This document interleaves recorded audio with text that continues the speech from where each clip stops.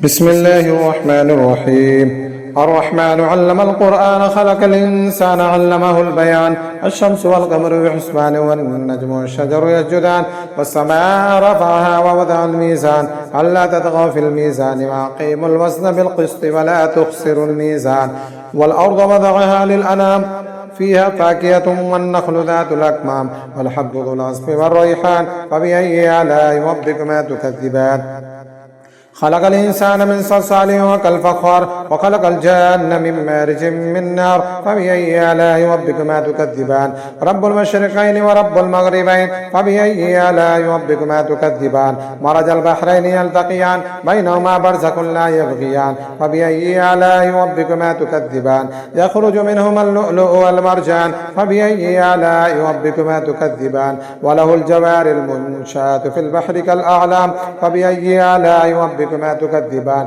كل من عليها فان ويبقى وجه ربك ذو الجلال والإكرام فبأي آلاء ربكما تكذبان. يسأله من في السماوات والأرض كل يوم هو في شأن فبأي آلاء ربكما تكذبان. سنفرغ لكم أيها الثقلان فبأي آلاء ربكما تكذبان. يا معشر الجن والإنس إن استطعتم أن تنفذوا من أقطار السماوات والأرض فانفذوا لا تنفذون إلا بسلطان فبأي آلاء ربكما تكذبان. يرسل عليكما شواظ من نار ونحاس فلا تنتصران فبأي آلاء ربكما تكذبان. فإذا انشقت السماء فكانت وردة كالدهان فبأي آلاء ربكما تكذبان.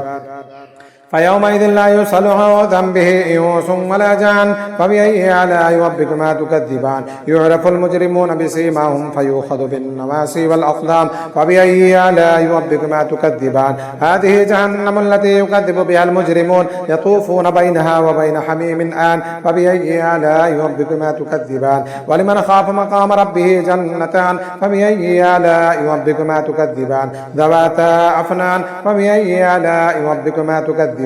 فيهما عينان تجريان فبأي آلاء ربكما تكذبان. فيهما من وكل فاكهة زوجان فبأي آلاء ربكما تكذبان. متكئين على فرش بطائن ومن استبرق وجنى الجنتين دان فبأي آلاء ربكما تكذبان. فيهن قاصرات الطرف لم يطمثهن إنس قبلهم ولا جان فبأي آلاء ربكما تكذبان. كأنهن الياقوت والمرجان فبأي آلاء ربكما تكذبان. الجزاء الإحسان إلا الإحسان فبأي آلاء ربكما تكذبان. ومن ودونهما جنتان فبأي آلاء ربكما تكذبان. مدهامتان فبأي آلاء ربكما تكذبان. فيهما عينان نضاختان فبأي آلاء ربكما تكذبان. فيهما فاكهة ونخل ورمان فبأي آلاء ربكما تكذبان. فيهن خيرات حسان فبأي آلاء ربكما تكذبان. حور مقصورات